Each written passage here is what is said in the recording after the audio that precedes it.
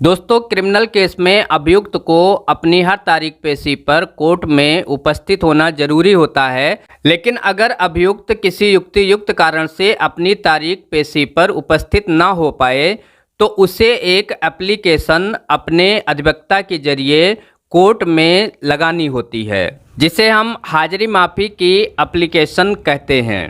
तो आज के इस छोटी सी वीडियो में हम आपको बताने वाले हैं कि हाजिरी माफ़ी के लिए लीगल प्रोविज़न कहां पर दिया गया है, यानी कि किस कानून में कहा गया है कि इसके लिए आप हाजिरी माफ़ी डाल सकते हैं।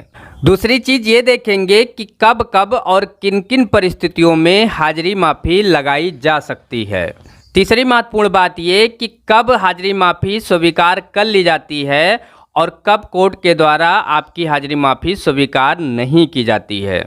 और चौथी सबसे अहम बात कि आप हाजिरी माफ़ी को कैसे ड्राफ्ट करेंगे, कैसे लिखेंगे। तो चलिए एक एक बातों को डिटेल में समझ लेते हैं। दोस्तों, दो सेक्शन है सीआरपीसी का, सेक्शन 205 और सेक्शन 317, जिसमें हाजिरी माफ़ी का प्रावधान किया गया है। हालांकि दोनों सेक्शन में अंतर भी है। जहां सेक्शन 205 परमानेंट हाजिरी माफ़ी की बात करता है, वहीं धारा 317 जांच और विचारण के दौरान कुछ मामलों में अभियुक्त के अनुपस्थित होने पर हाजिरी माफ़ी की बात करता है। दोस्तों, सेक्शन 317 कहता है कि किसी भी जांच या विचारण के दौरान मजिस्ट्रेट या जज को ऐसा युक्तियुक्त कारणों से प्रतीत हो जाए, समाधान हो जाए कि अभियुक्त की व्यक्तिगत उपस्थिति उस दिन के लिए आवश्यक नहीं है या न्यायालय की प्रक्रिया में अभियुक्त बार बार विघ्न डालता है, तो उस दिन अभियुक्त को व्यक्तिगत रूप से न्यायालय में उपस्थित होने से छूट दी जाकर उसके अधिवक्ता के जरिए उस दिन की कार्रवाई को न्यायालय पूर्ण कर सकता है और ये आदेश दे सकता है कि अगली नियत पेशी पर अभियुक्त व्यक्तिगत रूप से उपस्थित रहे। तो अब बात कर लेते हैं कि कब कब और किन किन परिस्थितियों में हाजिरी माफ़ी लगाई जाती है।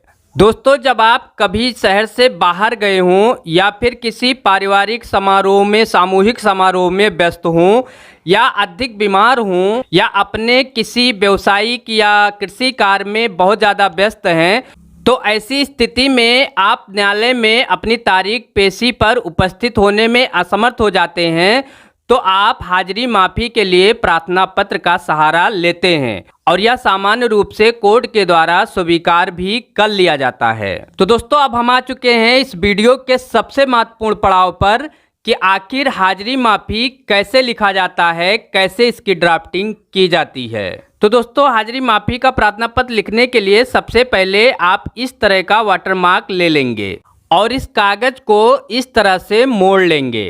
अब यहाँ पर अगर देखा जाए तो किसी भी प्रार्थना पत्र के मुख्य रूप से 3 हिस्से होते हैं। सबसे पहला ऊपरी हिस्सा, जिसे आप हेडर कह सकते हैं, तो इस हेडर के सबसे ऊपरी हिस्से पर उस कोर्ट का नाम लिखेंगे, उस न्यायालय का नाम लिखेंगे जिसमें आपको ये एप्लीकेशन देना है। जैसे मान लीजिए कि आप उत्तर प्रदेश के गोंडा जिला के सीजीएम न्यायालय में ये आवेदन दे रहे हैं, तो आप लिखेंगे न्यायालय श्रीमान सीजीएम महोदय गोंडा उत्तर प्रदेश। उसके बाद जो कोर्ट के लिए निर्धारित टिकट है उसको यहाँ पर लगा देंगे। उसके बाद पार्टी का नाम लिखेंगे, जैसे सरकार बनाम बबलू, तो यहाँ पे सरकार अभियोगी है और यहाँ पे जो बबलू है यहाँ पर आप अपने पार्टी का नाम लिख सकते हैं, यह अभियुक्त है। इसके बाद यहाँ पर दाईं तरफ कॉर्नर में अपराध संख्या डाल देंगे। उसके बाद में जो अंतर्गत धारा होगी उसको डाल देंगे। इसके बाद जो थाना है थाना लिख देंगे और जो तारीख पेशी है उसको यहाँ पर लिख देंगे। तो इस तरह से आपके हाजिरी माफ़ी प्रार्थना पत्र का हेडर वाला पार्ट समाप्त हो चुका है। अब हम आएंगे बीच वाले बॉडी पार्ट में। तो यहाँ पर बॉडी पार्ट में सबसे पहले प्रकरण का उन्वान या टाइटल लिख देंगे। यहाँ लिखेंगे प्रार्थना पत्र बाबत हाजिरी माफ़ी, अंतर्गत धारा 317 सीआरपीसी। दोस्तों, यहाँ पर ध्यान रहे कि धारा 317 के अंतर्गत दूसरे तरीके से हाजिरी माफ़ी लिखी जाती है, धारा 205 के अंतर्गत दूसरे तरीके से हाजिरी माफ़ी लिखी जाती है और सीपीसी के अंतर्गत अलग तरीके से हाजिरी माफ़ी लिखी जाती है। तो यहाँ पर जो हम आपको बता रहे हैं हाजिरी माफ़ी, ये धारा 317 के अंतर्गत है। यहाँ पर ध्यान रहे कि जो ये विषय है या टाइटल है, इस पर इस तरह से अंडरलाइन जरूर से कर देंगे। यहाँ पर लिखेंगे श्रीमान जी, उसके बाद में कॉमा लगाएंगे, उसके बाद लाइन छोड़ करके लिखेंगे प्रार्थी निम्नलिखित सविनय निवेदन करता है। उसके बाद इसमें ये लिखेंगे कि ये आवेदन जो है किसके तरफ से दिया जा रहा है, अभियोजन पक्ष के तरफ से दिया जा रहा है या फिर अभियुक्त की तरफ से दिया जा रहा है। तो यहाँ पर जो आप लिखे हैं कि प्रार्थी निम्न सविनय निवेदन करता है, इसके आगे डैश लगाएंगे। इसके बाद इस लाइन को छोड़ करके नेक्स्ट लाइन से नंबर 1 डाल करके लिखेंगे यह कि प्रार्थी उपरोक्त मुकदमे में अभियुक्त है। अब दूसरी लाइन में केस का स्टेटस बताएंगे कि जो आपका केस था उसका आज क्या स्टेज था, आज उसमें क्या होने वाला था। तो नंबर 2 डालकर लिखेंगे कि यह कि उपरोक्त बाद आज दिनांक, यहाँ पर दिनांक डाल देंगे, को माननीय न्यायालय के समक्ष अग्रिम कार्रवाई हेतु नियत है। अब तीसरे लाइन में आप ये बताएंगे कि आप हाजिरी माफ़ी क्यों देना चाहते हैं, आप न्यायालय में आज हाजिर क्यों नहीं हो पाएंगे। तो नंबर 3 डालकर लिखेंगे कि यह कि प्रार्थी की आज अचानक तबीयत खराब हो जाने के कारण हाजिर न्यायालय होने में असमर्थ है।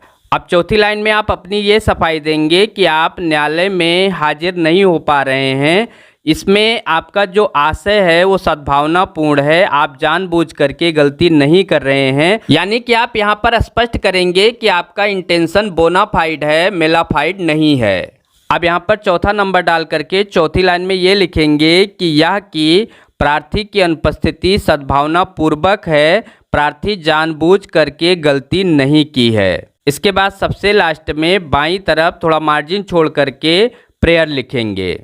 इसमें लिखेंगे कि अतः श्रीमान जी से निवेदन है कि उपरोक्त मुकदमे में प्रार्थी की आज की तारीख पेशी की हाजिरी जरिए अधिवक्ता माफ करने की कृपा करें। अब दोस्तों बॉडी पार्ट वाले सेक्शन में आपको 2 बातों का ख्याल जरूर से रखना होता है कि अगर आपके पार्टी में 3-4 लोग हैं जैसे बबलू, मोहन, सोहन, रोहन, तो आपको पार्टी का नाम लिखते समय उसमें जो मुख्य अभियुक्त हैं, जैसे मान लीजिए कि बबलू मुख्य अभियुक्त हैं, तो यहाँ पर बबलू लिख करके आज लिख देंगे। और बॉडी पार्ट वाले सेक्शन में जहां जहां पे आपने प्रार्थी लिखा है वहां वहां पर प्रार्थी गण लिख देंगे। जैसे आपने लिखा है कि प्रार्थी निम्नलिखित निवेदन करता है कि, तो अब आप लिखेंगे प्रार्थी गण निम्नलिखित निवेदन करता है कि, यानी प्रार्थी के जगह पर प्रार्थी गण लिख देंगे। इसी तरह से पूरे बॉडी पार्ट में जहां जहां पे आपने प्रार्थी लिखा है वहां सभी जगहों पर प्रार्थी गण लिख देंगे। और दूसरी बात ये कि जो आपने कारण लिखा है कि किस कारण से आपका आरोपी हाजिर न्यायालय होने में असमर्थ है, उसमें आरोपी के द्वारा जो कारण बताया जाता है आप उसे लिखेंगे कि प्रार्थी किसी कार्य के सिलसिले में बाहर गया है या अधिक बीमार है या किसी शादी समारोह में शामिल हो गया है जिसके वजह से वो हाजिर न्यायालय नहीं हो पा रहा है। जो भी युक्तियुक्त कारण हो उसको आप लिखेंगे। तो इस तरह से आपका बॉडी पार्ट वाला सेक्शन कंप्लीट हो जाता है। इसके बाद सबसे लास्ट पार्ट आता है एप्लीकेशन का, फुटर वाला पार्ट। फुटर वाले सेक्शन में यहाँ पर दाईं ओर प्रार्थी / अभियुक्त लिखेंगे। उसके बाद में इसके नीचे जो प्रार्थी हैं या अभियुक्त हैं उनका नाम लिखेंगे। अगर यहाँ पर कई अभियुक्त होंगे तो प्रार्थी के जगह पर प्रार्थी गण लिखेंगे और अभियुक्त के जगह पर अभियुक्त गण लिखेंगे और इसके नीचे उन सभी लोगों का नाम लिखेंगे। इसके बाद इसी के नीचे द्वारा अधिवक्ता या जरिए अधिवक्ता लिख करके जो वकील इस केस को देख रहे हैं उनका नाम लिखेंगे और उनका मोबाइल नंबर भी लिख सकते हैं। उसके बाद इधर बाईं ओर दिनांक डाल देंगे और यहाँ पर नीचे सिग्नेचर कर देंगे। तो इस तरह से इस एप्लीकेशन का फुटर वाला सेक्शन भी कंप्लीट हो जाएगा। तो दोस्तों मैं उम्मीद करता हूं कि अब आपको ये अच्छे से समझ में आ गया होगा कि सीआरपीसी के धारा 317 के अंतर्गत किस प्रकार से हाजिरी माफ़ी लिखा जाता है। अगर इसके संदर्भ में कोई डाउट हो तो लिख दीजिए कमेंट बॉक्स में, तुरंत रिप्लाई किया जाएगा। फिर मिलते हैं ऐसे यूजफुल कंटेंट के साथ, तब तक के लिए goodbye. Thanks for watching.